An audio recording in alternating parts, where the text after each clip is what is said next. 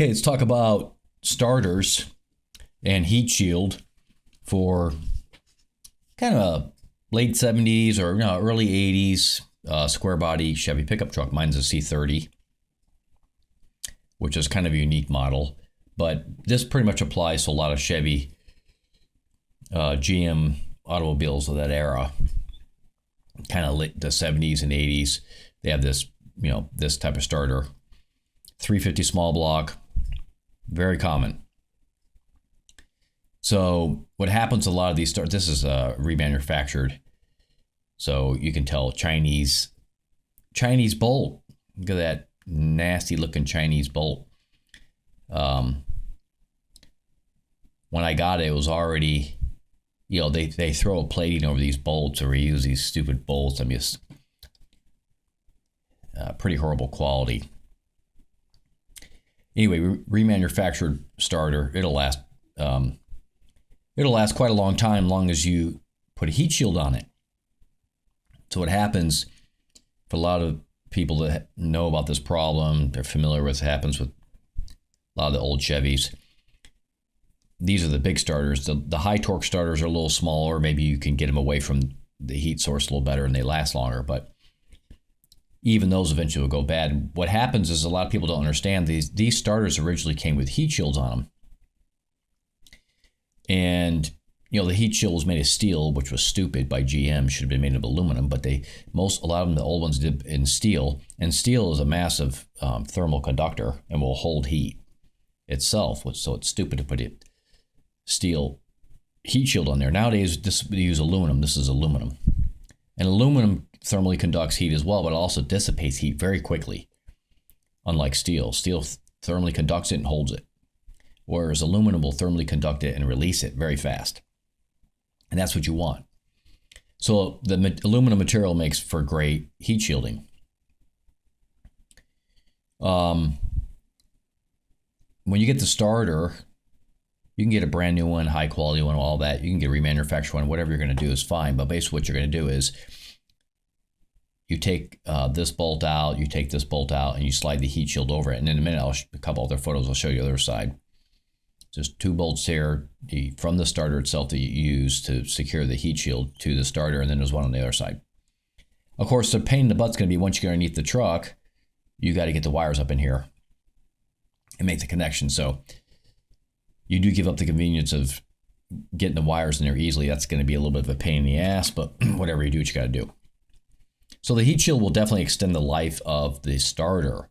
So I think the starter I had in my truck now lasted maybe 3 years because it's right next to the exhaust manifold. So the solenoid goes bad. What a lot of people are doing with these old vehicles is they'll buy a Ford solenoid and put it up on the firewall like Ford did and avoid this problem. That's fine. That's one way to go. To me, I'm not sure it's worth it to do all that. Just pay the $20, get yourself a heat shield and be done with it. This starter probably last 10 years or longer. As long as you protect it like this and you have it shielded from the heat on the exhaust manifold, it should last a long time. Okay. They made some changes. This remanufactured starters are being made in China, which, yeah, it's horrible. But this bolt goes all the way through the starter casing, and this one does too. Really stupid. Didn't used to be like that. That bolt used to be secured inside there, and then the nut would come off of it. Nowadays, there's just one long bolt that goes through there, and when you undo this, the whole bolt comes out. Yeah, really stupid. That's the way they're doing these remanufactured starters now. Okay, so next photo here. This is just a picture from the other side. Okay, and here's the other bolt on the two bolts that we saw originally over here, and this one's right here. Okay, and you can see over here in the picture, there's the bolt, washer, and nut. And the only reason it's not in there is because there's not a lot of space underneath that heat shield. And I only had 3/8 inch drive extensions, and there's not enough space in there to literally get it up in there, because the space between the solenoid and the heat shield is very small. So these drives are too thick. So I got a 1/4 inch drive ratchet, and I got 1/4-inch socket, which is, you know, this little guy right here. But I don't have an extension. So anyway, tomorrow, it's nighttime here. Tomorrow I'll run over to the store and buy a 1/4-inch drive extension so I can get it up in there. No big deal. A little bit of Loctite, just the blue kind. Just put a few drops on the bolts so they don't back out from, this heat shield doesn't back out from vibration. And then just put it in there, bolt washer, be done with it. This is threaded, this housing. But to secure the heat shield to the starter, you still need to bolt the washer, obviously. Okay, so that's that. A touch Loctite's okay.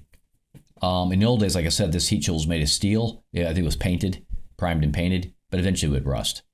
And it would rattle around, and eventually it would fall off after, 10, 15 years underneath the truck rusting out. And then whatever mechanic or backyard mechanic or whoever's doing their work on the vehicle would see this thing down there all rusted out, and they would just not put it back on. And lo and behold, starters would start going bad, right? They start to go bad because, well, the heat shield's gone. So that's kind of the history behind heat shields and why a lot of people remove the heat shield, or even mechanics remove the heat shield and don't replace it, because they get lazy. And then they pay the price 3 or 4 years down the road when their starter goes bad. Especially here in Texas. We have 100-degree temperatures. So the starter lifespan's even shorter. In the summer, when you step outside and start your truck, you don't have to warm up that vehicle. It's the oil in the oil pan's already freaking 98 degrees, 100 degrees. There's no need to heat up the truck. You just turn the key and starts right up, and you can just pull out of the driveway immediately. We're talking old vehicle here, carbureted. Okay, not EFI. Or the computer, all EFI vehicles, most of them anyway, when you first start the vehicle, the computer tells the vehicle to idle 500 RPMs higher to go through a warm-up process. Even in warm weather, it'll do that for like a few moments. But old school, we don't have that technology. It's all carbureted, right? So in the winter, you're dealing with making sure you get enough fuel and air mixed properly into that carburetor and keep it going until it warms up. Yeah, there's chokes and all that stuff, but they don't always work perfect in cold weather. Gotta love the old school ways. All right, so last picture here. This is the other, again, the other side where the 2 bolts are at.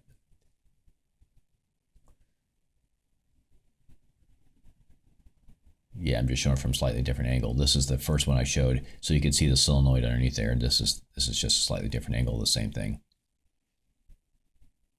So the interesting part's going to be once I get the old starter out, there's like a bell housing that goes over the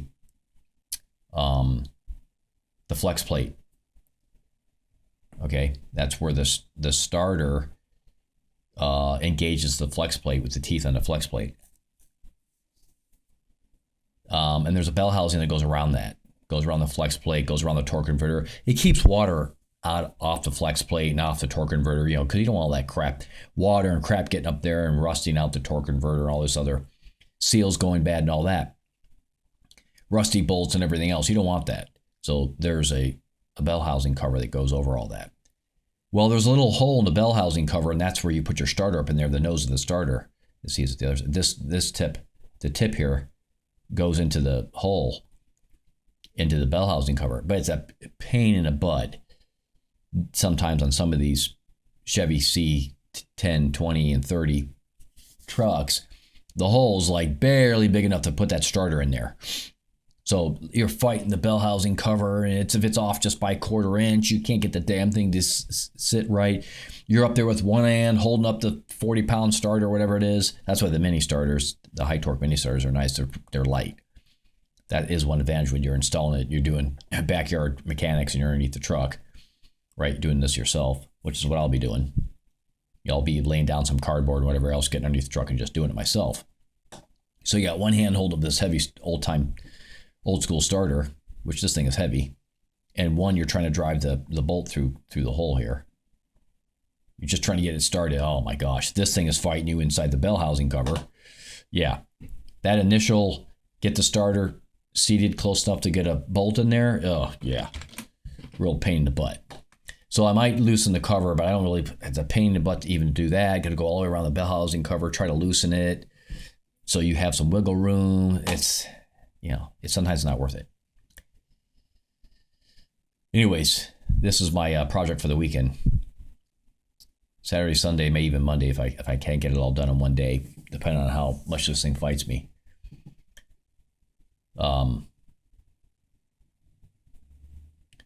I might swing by my storage. I have a storage. I might get one of the car jacks out, a little pneumatic jack,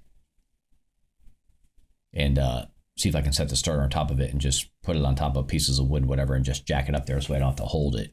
Of course, you don't have this when you're jacking up that starter on top of like a pneumatic lift. Sometimes the jack is in your way, and you're underneath there, and the jack's in your way, and you're trying to get your hand up in there, and it's like it's like the Three Stooges. So that doesn't always work. I think they make a stand, a little stand that these heavy starters can sit in. It's like an extension of the transmission stands. It just has one single like little pole on it, and you just use your foot, transmission stand, and you pump the starter right up into there, and that's sweet. But unfortunately, I don't have that tool. Like I said, I'm going to be underneath this truck, not sitting up on a lift. So I've seen those; they're pretty cool. Anyway, I wanted to do this video for anybody else that's running into these issues with these old vehicles where your starter's going bad every few years. It's probably because you don't have a heat shield on it. The other things you could do, like I said, is you could use a Ford solenoid and mount it on the firewall. And then there's plenty of videos out there on YouTube that show you how to wire from the Ford solenoid down to the Chevy solenoid here, and you bypass this issue. So you don't get the issue of this being heated up because it doesn't matter. The other solenoid on the wall is taking care of triggering doing the triggering. So some guys do that, and that's fine. If you want to go through that hassle, you can do that. You can also use a mini starter and still put the solenoid on the wall, use a Ford solenoid. So those are some other options. I just went the $20 route here because I'm pretty sure this will solve my problem. So anyway, hopefully this helps some of you out there on having starter being heat soaked and your starter's going bad every few years. This is the solution. All right, hope you enjoyed it. Talk to you all soon next time.